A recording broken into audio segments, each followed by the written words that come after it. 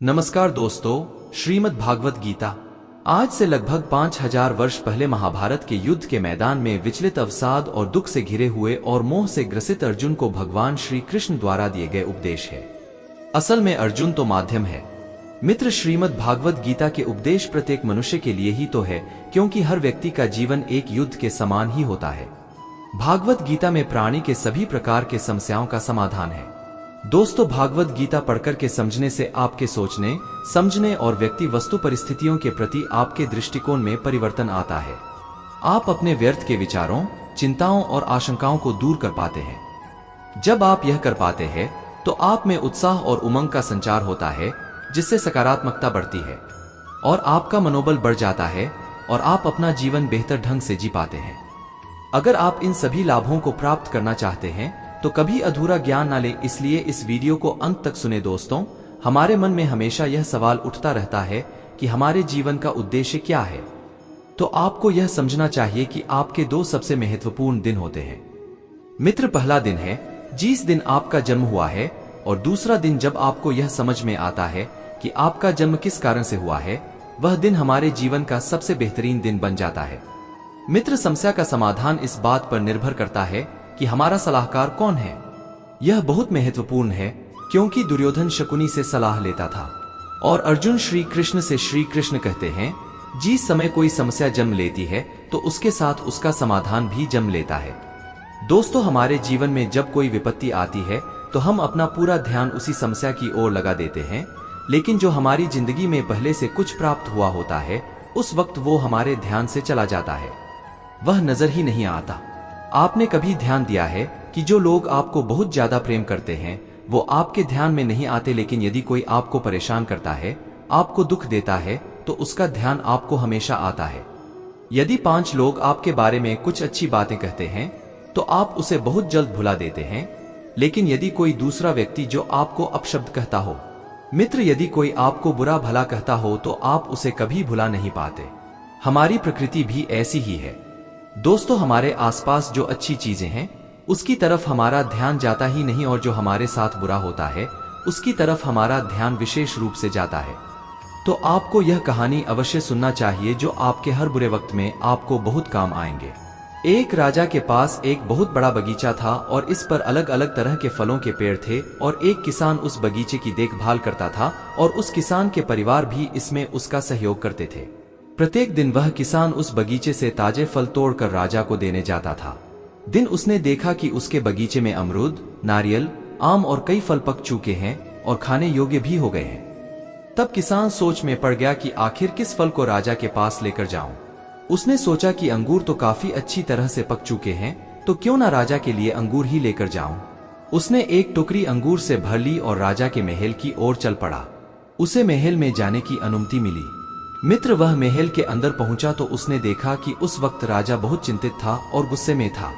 दोस्तों, आज भी किसान हर रोज की तरह पके फल से भरा टोकरी राजा के पास लेकर आया। राजा को गुस्से में देखकर किसान राजा से दूर किसी एक कोने में जाकर बैठ गया। फिर राजा अंगूर खाना शुरू कर देता है। वह एक अंगूर खाता और दूसरे अंगूर को किसान के माथे पर निशाना लगाकर मारता, और जब उसका निशाना लग जाता तो किसान कहता कि यह तो बहुत अच्छा हुआ। मित्र, परमात्मा बहुत दयालु है। फिर राजा और जोर से किसान के माथे पर अंगूर फेंकता। इस बार भी किसान ने पहले की तरह ही जवाब दिया, ये तो बहुत ही अच्छा हुआ, परमात्मा तो बड़े दयालु हैं। इस पर राजा को आश्चर्य हुआ। उसने सोचा, मैं तो इसके माथे पर अंगूर फेंक कर मार रहा हूं, लेकिन इससे तो कोई फर्क नहीं पड़ता। इसके बजाय यह और ज्यादा ही खुश हो रहा है। राजा ने इस प्रतिक्रिया को देखकर उससे पूछा, मैं तो तुझे बार बार अंगूर से तेरे माथे पर मार रहा हूं और तू कह रहा है कि ये तो बहुत अच्छा हुआ, परमात्मा बहुत भले है, तू ऐसा क्यों कह रहा है। इसके जवाब में किसान कहता है, हे राजा, बाग में तो आज अमरूद, नारियल जैसे कई बड़े बड़े फल पकड़ तैयार हो चुके हैं। वैसे मैं अगर चाहता तो नारियल, अमरूद और बड़े बड़े पके फल भी लेकर आ सकता था, और यदि यहाँ अंगूर की जगह नारियल, अमरूद इत्यादि होता तो आज तो मेरा बुरा ही हाल हो जाता। इसलिए यही कारण है कि मैं कह रहा हूँ, राजन, आज तो जो भी हुआ बहुत अच्छा हुआ। ईश्वर बहुत भले हैं, दयालु है। मित्र, अगर वास्तव में देखा जाए तो यह कहानी हमारी जिंदगी से ही तो जुड़ी है, क्योंकि कभी कभी अंगूर की तरह ही छोटी छोटी मुसीबतें आकर हमारे जीवन में आने वाले नारियल और बड़े बड़े फल के समान बड़ी मुसीबतें नहीं आ पाते हैं और हम सोचने में लग जाते हैं कि आखिर मेरे साथ ही ऐसा क्यों हुआ है।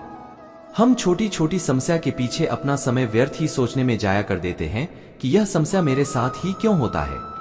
ऐसा तभी हम समझ पाएंगे जब हम अपने हर तकलीफ को, अपने हर दुखों को गहराई से समझेंगे, उसका विश्लेषण करेंगे तो यह हम समझ पाएंगे कि बहुत बार जब हम वर्तमान में किसी चीज से बहुत तकलीफ होती है या दुख लगता है और तभी हम भविष्य में जान पाते हैं, हमें एहसास होता है अगर वह चीज हमारे साथ नहीं होती तो आज हमारी जिंदगी इतनी बेहतर ना होती। दुख भले ही हमें अच्छा ना लगता हो लेकिन बहुत बार ये हमारे जीवन में बहुत बड़ा सकारात्मक बदलाव लेकर आता है। इसलिए ध्यान रहे कि जरूरी नहीं कि हर अच्छी दिखने वाली चीज हमारे लिए अच्छी ही हो और यह भी हमेशा जरूरी नहीं कि कोई चीज हमें दुख तकलीफ दे रही हो तो वह हमारे लिए गलत साबित हो। इसलिए हमेशा ध्यान रखें जब भी आपके जीवन में कोई परेशानी या दुख आती है तो वह दुख और परेशानी आपको भविष्य में आने वाली किसी बड़ी मुसीबत से बचाने के लिए आती है। दोस्तों, एक बार एक परिवार में पुत्र और पिता रात में भोजन के लिए बैठे तो उस लड़के की मां ने उन दोनों के प्लेट में जली हुई रोटी और सब्जी परोसे और उसकी मां ने अपने बेटे और पति से माफी मांगी कि गलती से उसकी रोटी जल गई है। तो उस लड़के के पिता ने अपनी पत्नी से कहा, तुम बिल्कुल भी चिंता मत करो मित्र, जली हुई रोटी तो कड़क होती है और मुझे खाने में बहुत अच्छी लगती है, ऐसी रोटी मुझे बहुत पसंद है। अपने पिता के इन शब्दों को सुनकर उसके पुत्र ने अपने पिता से पूछा, पिताजी आपको क्या जली हुई रोटी बहुत पसंद है? तो उसके पिता ने कहा, तुम्हारी माँ आज दिन भर काम करती रही, एक जली हुई रोटी किसी को दुख नहीं पहुंचाता, लेकिन अगर मैं ऐसा ना कहकर उसे अगर मैं कठोर और तीखे शब्द में उसका जवाब दिया होता तो यह बात उसे बहुत दुख पहुंचता। दोस्तों, कठोर और तीखे शब्द दिल को बहुत चोट पहुंचाते हैं। इस दुनिया में कोई भी ऐसा व्यक्ति नहीं होता जिसमें कोई भी कमी ना हो मित्र, इसलिए मैंने इस बात को जाना और हम दोनों ने हमेशा जिंदगी भर यही सीखा है कि एक दूसरे की गलती को स्वीकार करना, उन्हें अनदेखा करना। हमें एक दूसरे की कमियों को स्वीकार करके जीवन को जीना सीखना चाहिए, तभी हमारे संबंध खुशहाल रह पाएंगे। दोस्तों, इस कहानी से हमें यह सीखने को मिलता है कि हम लोगों को अपनी जिंदगी में एक दूसरे की गलतियों को माफ करना सीखना चाहिए। मित्र, एक दूसरे को कठोर और कड़वे शब्द ना कहे बल्कि एक दूसरे की कमी को जानकर एक दूसरे का सहारा बनना चाहिए। वहीं उसके उल्टे अगर हम एक दूसरे की कमियों को अपने दिल में बिठाना शुरू कर देते हैं, अपने दिल से लगा बैठते हैं, तो हमारी पूरी जिंदगी कड़वाहट से ही भर जाती है। दोस्तों, हमारे सारे रिश्ते कड़वाहट से भर जाते हैं। जिंदगी में ये सभी बातें आती ही रहेंगी, लेकिन निर्णय आपका है। क्या आप उसमें खुश रहते हैं या आप उसमें स्वयं को दुखी करके? दोस्तों, एक राज्य में एक राजा अपने नगर के निरीक्षण के दौरे पर गया था।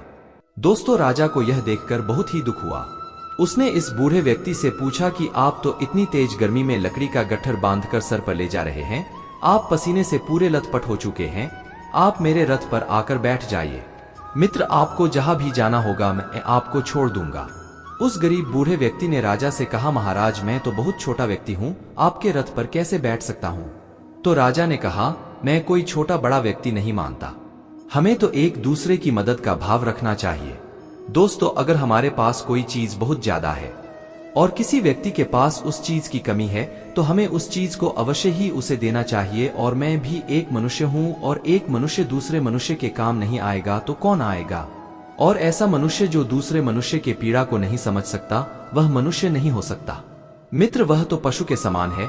इसलिए आप मेरे रथ पर आकर बैठ जाइए, मैं आपको आपके मंजिल तक अवश्य ही छोड़ आऊंगा। मित्र, राजा के अनुग्रह करने पर वह गरीब किसान राजा के रथ पर आकर बैठ गया। रथ आगे बढ़ा तो राजा ने देखा कि उस किसान के सर से पसीना अभी भी बह रहा है। तो राजा ने देखा कि उस किसान ने अपने सर पर से उस लकड़ी के गट्ठर को नहीं उतारा है। राजा ने उस बूढ़े किसान से कहा कि जब आप इस रथ पर बैठ गए हैं तो आपको अपने सर पर इस गट्ठर को रखने की क्या ही आवश्यकता है, आप अपनी इस गठरी को रथ पर रख दीजिए। तो किसान ने राजा से कहा, महाराज आपने तो मुझे रथ पर बिठाया, ये बहुत ही सौभाग्य की बात है, लेकिन मैं नहीं चाहूंगा कि इन लकड़ियों के गट्ठर का वजन आपके रथ पर पड़े, इसलिए मैंने इसे अपने सर पर ही ले रखा है। तो उसकी इन बातों को सुनकर राजा को बहुत ही आश्चर्य हुआ और उसने बहुत ही अफसोस जताया और उसने अपना सर पकड़ लिया। दोस्तों, यही कहानी हम सभी की है। मित्र, भगवान श्री कृष्ण श्रीमद् भागवत गीता में कहते हैं, हे अर्जुन, तुम अपने सारे दुखों को मेरे ऊपर छोड़ दो, मैं तुम्हारे सारे दुखों को दूर कर सकता हूँ, तुम्हारी सभी चिंताओं को खत्म कर सकता हूँ, लेकिन दुर्भाग्य है कि कि यहाँ प्रत्येक मनुष्य अपने सर पर लकड़ी के गट्ठर के समान चिंताओं का बोझ, अपनी समस्याओं का बोझ अपने सर पर लेकर घूम रहा है।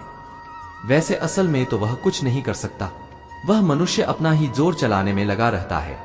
दोस्तों, मनुष्य को यह लगता है कि सब कुछ तो मैंने ही संभाल रखा है, अपनी समस्या के बारे में अगर मैं ना सोचूं तो सब कुछ ही बर्बाद हो जाएगा, व्यर्थ हो जाएगा, और वह केवल सोच सोचकर परेशान रहता है और अपना उचित कर्म नहीं करता, बल्कि उसे तो अपनी समस्याओं के परिणाम को ईश्वर पर छोड़ देना चाहिए और अपना वास्तविक कर्म करना चाहिए ताकि उस समस्या से पार पाया जा सके।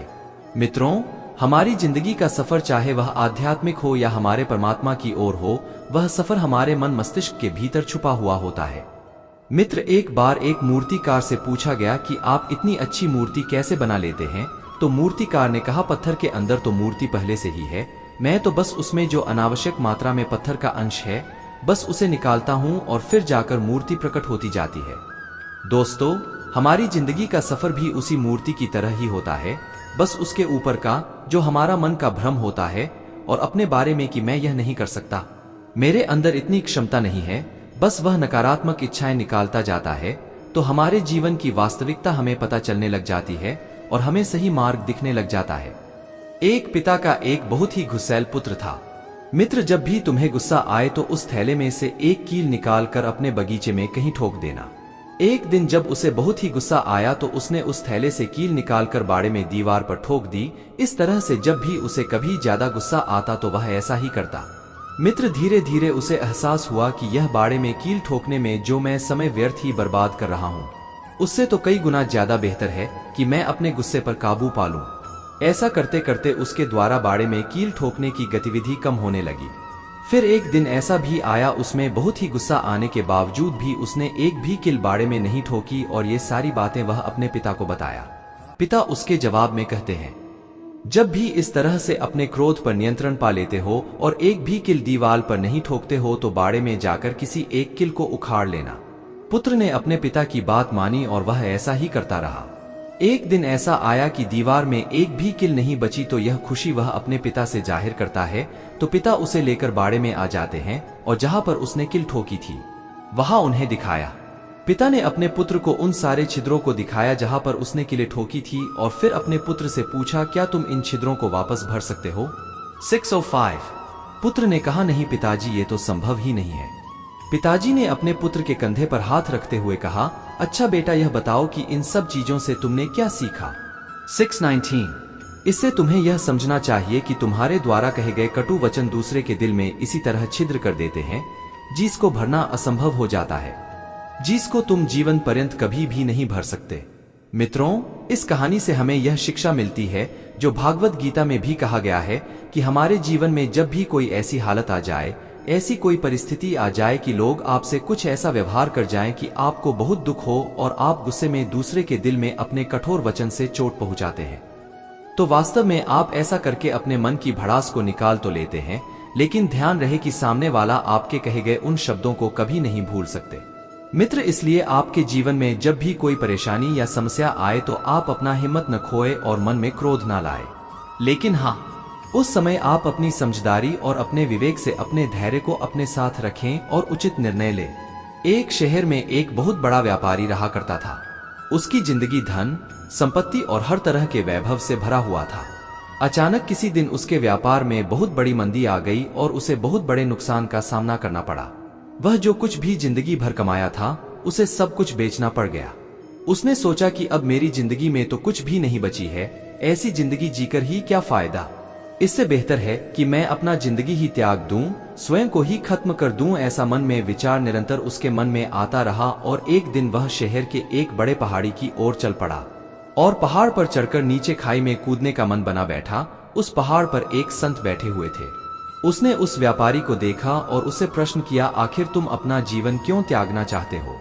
दोस्तों, उसने कहा, एक समय की बात है, मैं बहुत धनी व्यक्ति हुआ करता था। मेरे पास रुपयों पैसों की कमी नहीं थी, लेकिन आज मेरे पास कुछ नहीं है। मित्र, मैं कंगाल हो गया हूँ और ऐसी जिंदगी जीने से क्या फायदा, इससे बेहतर होगा कि मैं स्वयं को ही मार दूं। दोस्तों, संत ने कहा, हे व्यापारी, तुम्हें धन कमाने की कुशलता कल भी थी और आज भी है। बीते वक्त में तुम्हारा धन चला गया, तूने धन को खोया है लेकिन अपनी कुशलता और अपने स्वयं को नहीं खोया है।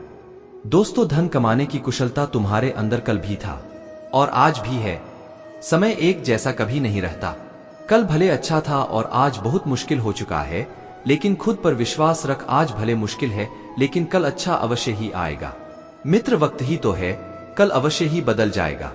मुश्किल वक्त का सबसे बड़ा सहारा है उम्मीद, और अगर आप में साहस और हौसला है तो हर तूफान के बाद भी किनारा है। ये मुश्किल वक्त तुझे बर्बाद करने के लिए नहीं आया है, बल्कि तुझे और भी बेहतर बनाने के लिए आया है। ये तुम्हारे साहस और कौशल की परीक्षा लेने के लिए आया है। दोस्तों, इसलिए तू हिम्मत मत हार और वापस अपने घर को जा और पहले से ज्यादा मेहनत कर। जो कुछ भी तेरे पास है उसे वापस प्राप्त करने की कोशिश कर। उस व्यक्ति के हृदय में महात्मा की ऐसी बातें सुनकर एक नई उम्मीद की किरण जाग उठी और वो एक नए जोश में आ गया। उसने समझा, धन समाप्त हुआ है, मैं थोड़े ना समाप्त हुआ हूं। क्या मेरी पहचान, मेरी जिंदगी सिर्फ धन से ही होती है? दोस्तों, इस कहानी से हमें यह ज्ञान मिलता है कि वक्त चाहे कितना भी हमें परेशान करता हो, वह वक्त गुजर ही जाता है। तो इसलिए हमेशा स्मरण रहे कि आपके जीवन में जब भी कोई समस्या या परेशानी आती है तो वह आपकी हिम्मत की परीक्षा लेने आती है। इसलिए अपने मुश्किल वक्त में घबरा कर पीछे हटने के बजाय उससे लड़कर अपनी जिंदगी में और बेहतर मुकाम को प्राप्त करें और आगे बढ़ें। दोस्तों, एक बार की बात है, एक व्यक्ति जंगल के रास्ते से होकर दूसरे शहर को जा रहा था। रास्ते में उसने एक हाथी को देखा। उसने देखा कि वह हाथी बहुत ही ज्यादा ताकतवर था, लेकिन इतना शक्तिशाली होने के बावजूद भी वह किसी रस्सी से बंधा हुआ था। उस व्यक्ति को बहुत ही आश्चर्य हुआ कि इतना शक्तिशाली हाथी एक पतली सी रस्सी से बंधा हुआ है, जबकि हाथी चाहे तो रस्सी को एक ही बार में तोड़ दे, क्योंकि वह बड़े से बड़े चट्टान को, पेड़ को, किसी को भी उखाड़ कर फेंक सकता है और बड़े बड़े जंजीरों को भी तोड़ सकता है और अपनी आजादी को प्राप्त कर सकता है। मित्र, लेकिन इसके बावजूद भी वह पतली और कमजोर रस्सी से बंधा हुआ है। वहां तो ना तो कोई जंजीर था, ना कोई पिंजरा था, फिर भी वह असमर्थ दिख रहा था। उस व्यक्ति के मन में यह सवाल उसे बहुत विचलित कर रहा था। इसलिए वह तुरंत ही उस हाथी के एरावत के पास गया और उसने एरावत से पूछा कि इसका क्या कारण है कि एक मजबूत हाथी एक पतली और कमजोर रस्सी से बंधा हुआ है और यह हाथी कुछ करने की चेष्टा भी नहीं कर रहा है।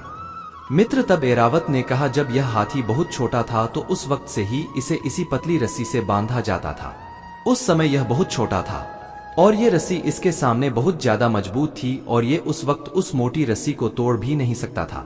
उस समय उसने बहुत कोशिश की कि रस्सी टूट जाए। उस दौरान उसके पैरों से खून निकल जाता था, क्योंकि उसे बहुत गहरे चोट लग जाते थे। दोस्तों, लेकिन वह छोटा और बच्चा होने के कारण इस रस्सी को तोड़ नहीं सकता था। इसने बहुत बार प्रयास किया, लेकिन यह रस्सी नहीं टूटी। अंत में इसने हार मान लिया कि मुझसे यह रस्सी तो नहीं टूटने वाली। धीरे धीरे समय बीतता गया, वह बड़ा होता गया और उसके मन मस्तिष्क में यह बात बैठ गई कि यह रस्सी उससे नहीं टूटने वाली। वैसे यह चाहे तो किसी भी वक्त इस रस्सी को आराम से तोड़कर बिना ज्यादा बल लगाए ही अपनी आजादी को प्राप्त कर सकता है। लेकिन स्थिति यह है कि यह अपने बचपन में मिले हार को अपने संपूर्ण जीवन का ही हार मान बैठा है और इसीलिए अब यह कोशिश नहीं कर रहा है और यह मन से हार जाने के कारण एक कमजोर और पतली रस्सी से भी हार चुका है। दोस्तों, यह कहानी भी हमारी जिंदगी की तरह ही होती है, क्योंकि जब हमारी जिंदगी में कोई परेशानी या दुख तकलीफ आती है तो हम अपने आप को उसके सामने बहुत छोटा समझने लगते हैं और हम हार मान लेते हैं। हमारे मन में डर बैठ जाता है और परिणाम यह होता है कि उस परेशानी से निकलने का दोबारा कोशिश ही हम नहीं करते, क्योंकि हम मन से हार चुके होते हैं। उसी तरह असलियत में हमारे दुख इतने शक्तिशाली नहीं होते जितना हम मान लेते हैं, लेकिन हम उन दुखों को खुद से बड़ा समझ लेते हैं।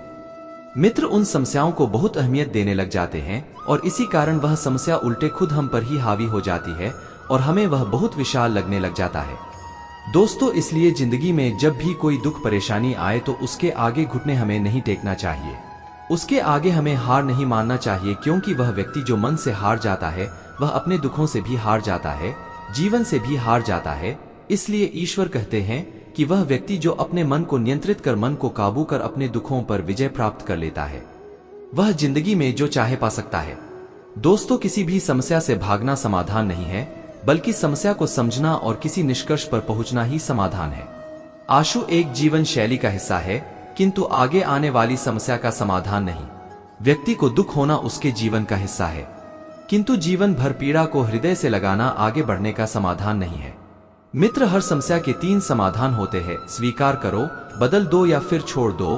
जैसे उबलते पानी में कभी परछाई नहीं दिखती, ठीक उसी प्रकार परेशान मन से समाधान भी नहीं दिखते। शांत होकर देखिए, सभी समस्याओं का हल मिल जाएगा। उनके होते हुए तू क्यों परेशान है? श्री कृष्ण के चरणों में तो हर समस्या का समाधान है।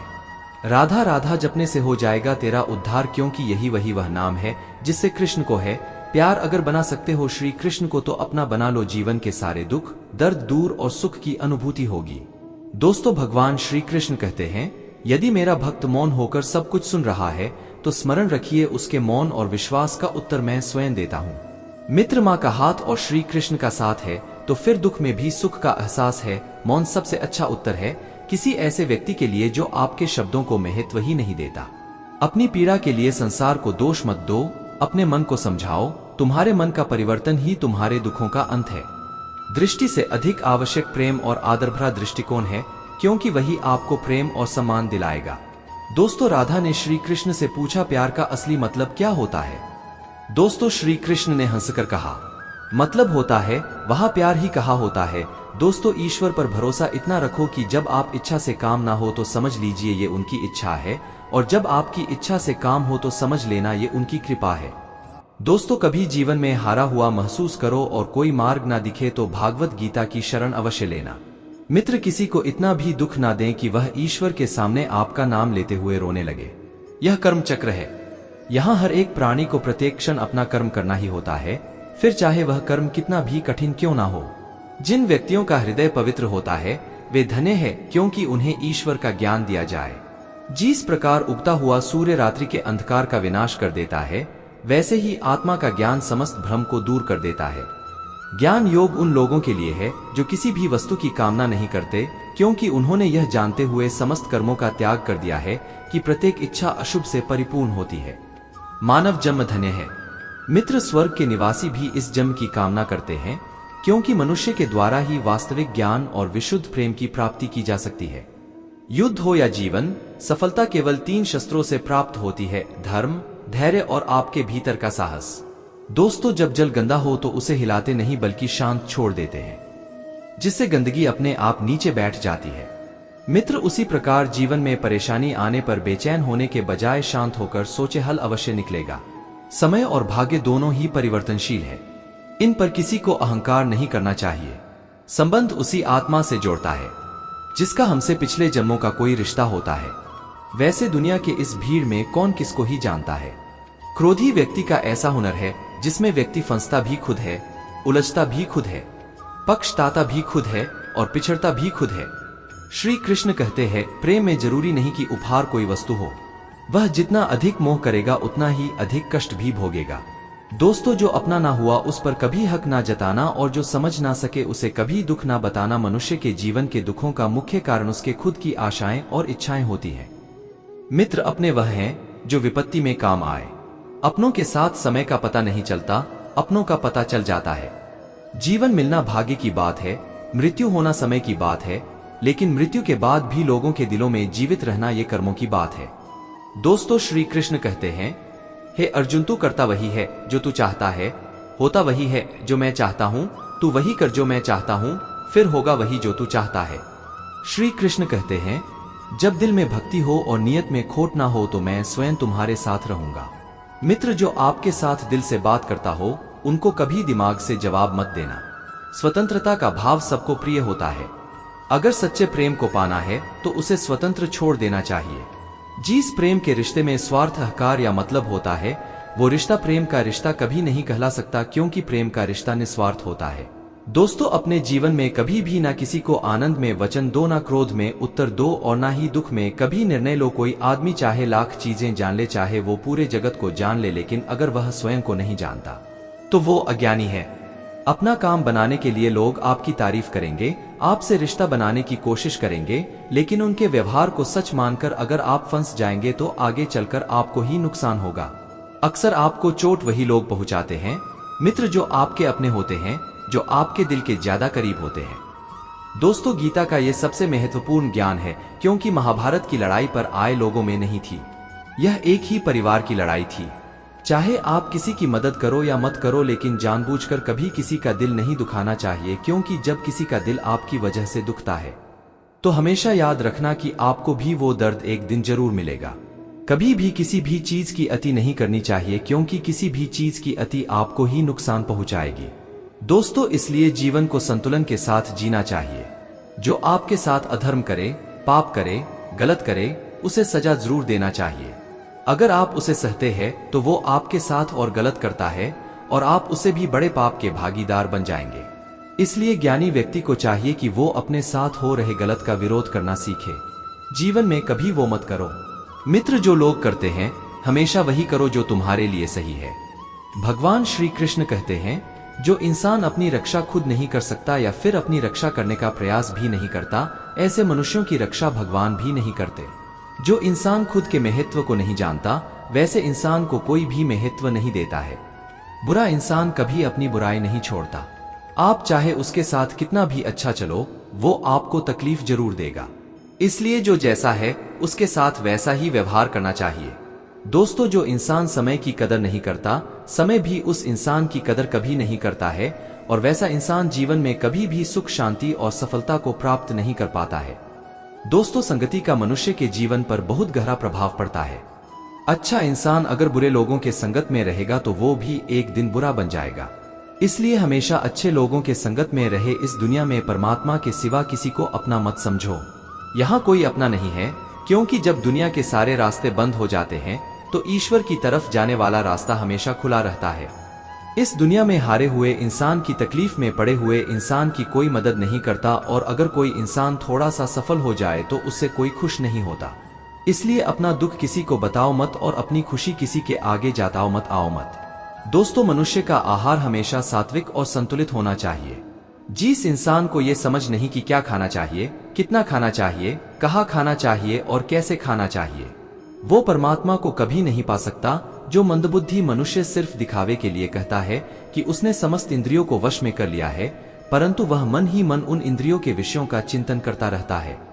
मित्र, वो मनुष्य मिथ्याचारी अर्थात दम भी कहा जाता है, जो पुरुष परंपरा से नहीं चलता, सृष्टि चक्र के नियमों का पालन नहीं करता, अर्थात अपने कर्तव्य का पालन नहीं करता। वह इंद्रियों के द्वारा भोगों को भोग में वाला पापी पुरुष व्यर्थ ही जीता है।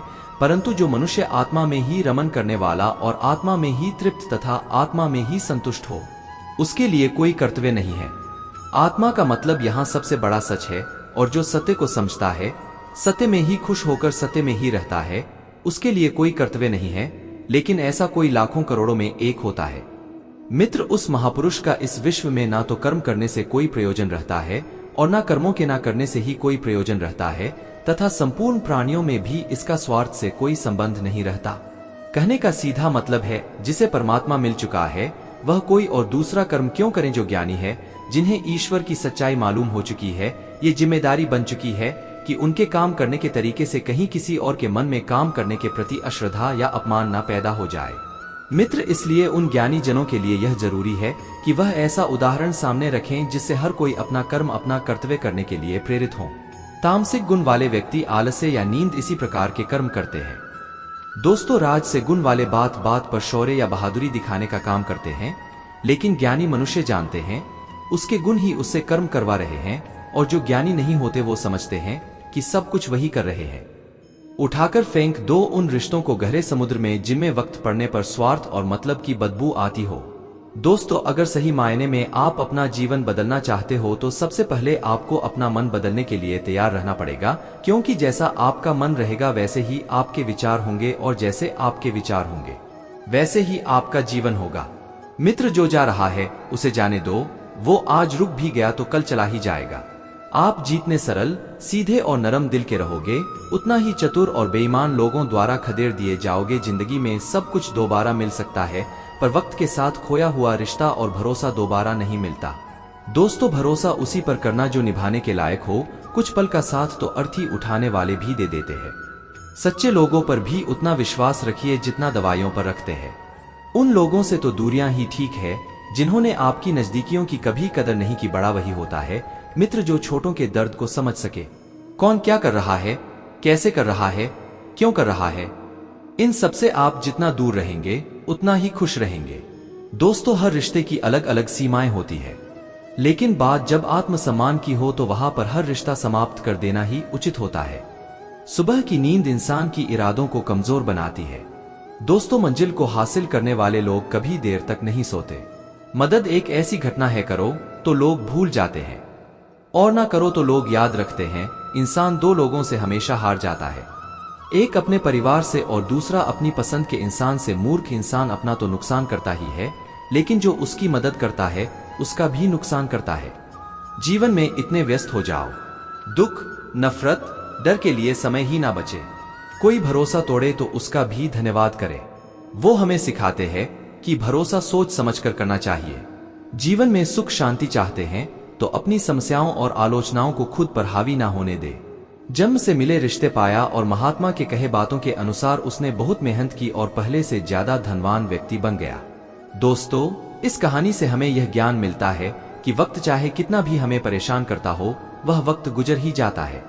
तो इसलिए हमेशा स्मरण रहे कि आपके जीवन में जब भी कोई समस्या या परेशानी आती है तो वह आपकी हिम्मत की परीक्षा लेने आती है। इसलिए अपने मुश्किल वक्त में घबरा कर पीछे हटने के बजाय उससे लड़कर अपनी जिंदगी में और बेहतर मुकाम को प्राप्त करें और आगे बढ़ें। एक बार की बात है दोस्तों, एक व्यक्ति जंगल के रास्ते से होकर दूसरे शहर को जा रहा था। रास्ते में उसने एक हाथी को देखा। उसने देखा कि वह हाथी बहुत ही ज्यादा ताकतवर था, लेकिन इतना शक्तिशाली होने के बावजूद भी वह किसी रस्सी से बंधा हुआ था। उस व्यक्ति को बहुत ही आश्चर्य हुआ कि इतना शक्तिशाली हाथी एक पतली सी रस्सी से बंधा हुआ है, जबकि हाथी चाहे तो रस्सी को एक ही बार में तोड़ दे, क्योंकि वह बड़े से बड़े चट्टान को, पेड़ को, किसी को भी उखाड़ कर फेंक सकता है और बड़े बड़े जंजीरों को भी तोड़ सकता है और अपनी आजादी को प्राप्त कर सकता है। मित्र, लेकिन इसके बावजूद भी वह पतली और कमजोर रस्सी से बंधा हुआ है। वहां तो ना तो कोई जंजीर था, ना कोई पिंजरा था, फिर भी वह असमर्थ दिख रहा था। उस व्यक्ति के मन में यह सवाल उसे बहुत विचलित कर रहा था, इसलिए वह तुरंत ही उस हाथी के एरावत के पास गया और उसने एरावत से पूछा कि इसका क्या कारण है कि एक मजबूत हाथी एक पतली और कमजोर रस्सी से बंधा हुआ है और यह हाथी कुछ करने की चेष्टा भी नहीं कर रहा है। उस समय यह बहुत छोटा था और ये रस्सी इसके सामने बहुत ज्यादा मजबूत थी और ये उस वक्त उस मोटी रस्सी को तोड़ भी नहीं सकता था। मित्र, उस समय उसने बहुत कोशिश की कि रस्सी टूट जाए। उस दौरान उसके पैरों से खून निकल जाता था, क्योंकि उसे बहुत गहरे चोट लग जाते थे, लेकिन वह छोटा और बच्चा होने के कारण इस रस्सी को तोड़ नहीं सकता था। इसने बहुत बार प्रयास किया, लेकिन यह रस्सी नहीं टूटी। अंत में इसने हार मान लिया कि मुझसे यह रस्सी तो नहीं टूटने वाली। धीरे धीरे समय बीतता गया, वह बड़ा होता गया और उसके मन मस्तिष्क में यह बात बैठ गई कि यह रस्सी उससे नहीं टूटने वाली। वैसे यह चाहे तो किसी भी वक्त इस रस्सी को आराम से तोड़कर बिना ज्यादा बल लगाए ही अपनी आजादी को प्राप्त कर सकता था। दोस्त, ऐसे ही प्रेरणादायक वीडियो देखने के लिए हमारे चैनल LSGD को सब्सक्राइब करके पास में बनी घंटी को प्रेस करके नोटिफिकेशन को ऑल पर सेट कर ले। धन्यवाद दोस्तों, जय श्री राधे।